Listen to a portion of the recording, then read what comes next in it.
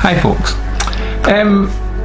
Outlander fans have often asked me what impact did the failed Jacobite Rebellion of 1745 and the Battle of Culloden, what impact did this have on Scotland? Now, there are many answers to this question, and I hope I'm going to be able to cover some of them in depth with you in future videos. But one that has always intrigued me, one impact that has always intrigued me, and which may surprise you, is that the failure of the 1745 rebellion led directly to the creation of Highland regiments serving in the British Army. Highland regiments that would become world famous for their bravery and fortitude. Regiments that established the legend of the mighty Highland soldier clad in his kilt and Highland dress. Regiments that carved out a proud name in world military history. So, how did this come about? Well, after the failed Jacobite Rebellion of 1715, now remember, there were quite a number of Jacobite rebellions and risings, including those in 1689, 1715, 1719, and of course 1745, and all of them obviously failed. So after the 1715 rebellion, the British Army decided to raise a local militia to help police the Highlands. And this militia became known as the Black Watch, due to the dark green tartan kilted uniforms that they wore. And the men for the Black Watch were largely recruited from clans and areas loyal to the clans and areas of the Highlands that were loyal to the British government.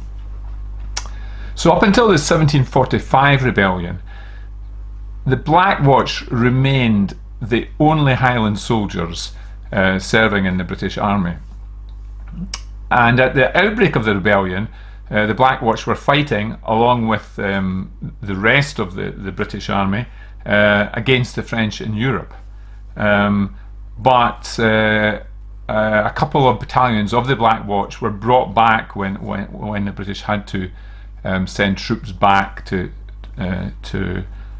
face the Jacobites, and they fought. Those Black Watch Highlanders fought alongside the Duke of Cumberland at Culloden. I should just make an important wee point here. There were, of course, many lowland Scots serving in the British Army, and had been for a long time. And the most famous regiment of the lowland Scots was, of course, the Royal Scots, still very famous today. However, after the 1745 rebellion and after Culloden, a decision was made to try and recruit soldiers for the British Army in areas that were formerly supporters of the Jacobite, and from clans that were formerly supporters of the Jacobites. And one of the very first regiments recruited was called the 78th Regiment of Foot. However, it was much better known as its popular name of the Fraser Highlanders. So this regiment was raised and consisted of 1,500 men, and they were all recruited from Inverness and the surrounding areas. And they were recruited by Simon Fraser, Master of Lovat, the 19th chief of Clan Fraser, and the son of the famous Old Fox Lovat. So he raised this regiment specifically for the British Army from the Inverness area.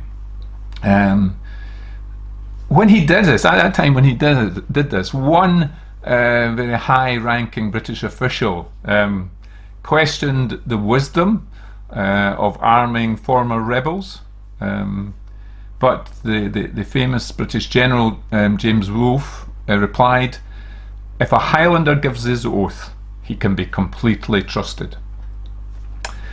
And so this new regiment, one of the very first to be recruited,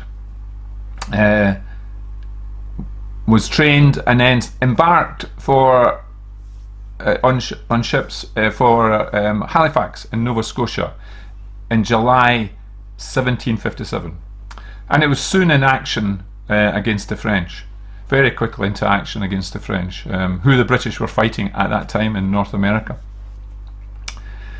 However, they then played a key role, an important role, in one of the most famous battles in North America history.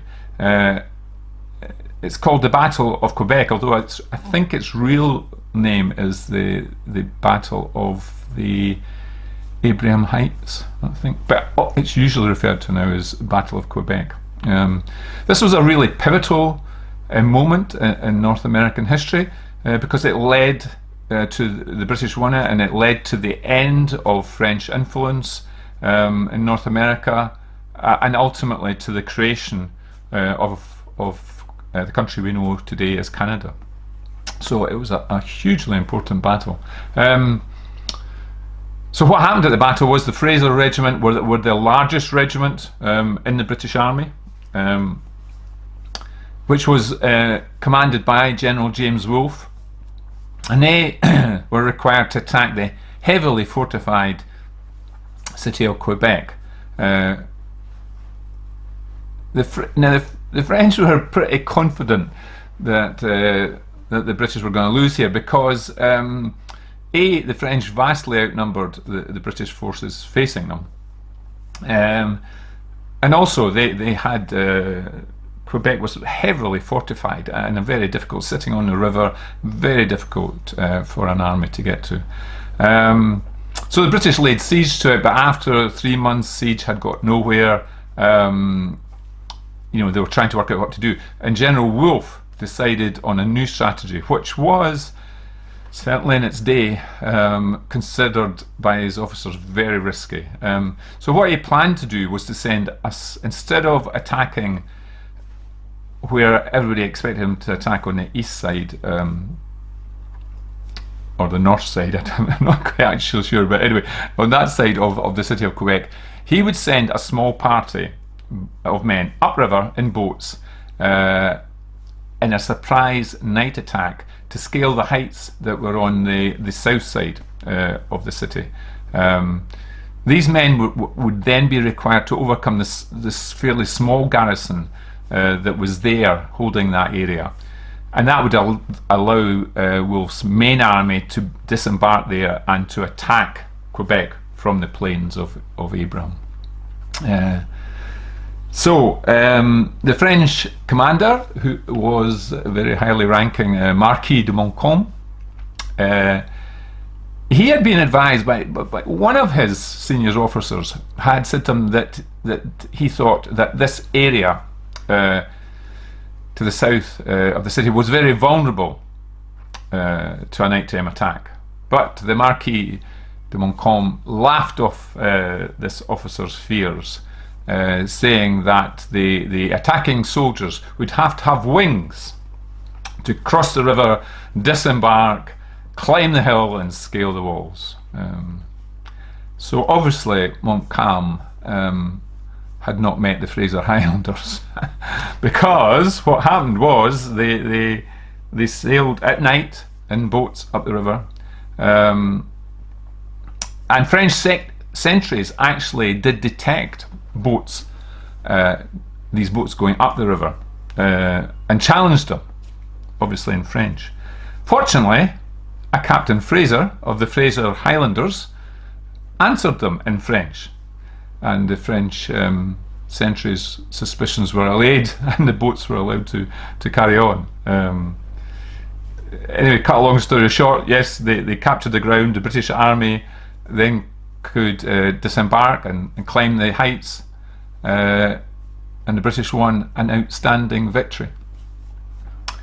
However, as ever, there was a heavy price to pay. General James Wolfe, was mortally wounded in the fighting, died soon after, and his body was carried from the field of battle in a Fraser Highlander tartan plaid. The Fraser Highlanders also regrettably paid a heavy price for their valour, as they had the highest casualties of any regiment in the army. And so here we have, going back to what I started at, how this intrigued me. Here is the great conundrum. When you ask me what were the consequences of for Scotland of the 1745 rebellion and Culloden, here is one hugely important answer. Less than 12 years after that terrible event at Culloden, Fraser Highlanders are laying down their lives in support of the British Crown, and in the process of so doing, establishing a tradition of these fearless Highland regiments that would fight all around the globe to create, protect and preserve the British Empire. There is a thing called the law of unintended consequences, and which I'm a great fan of. And I'm sure if you had asked Prince Charles Edward Stuart prior to his abortive grab for power in 1745, that one of the consequences of him so doing would be to create a British Empire that at its peak was the largest the world had ever seen, I'm sure he would have laughed at you. There you are. I hope once again you've enjoyed this little historical insight.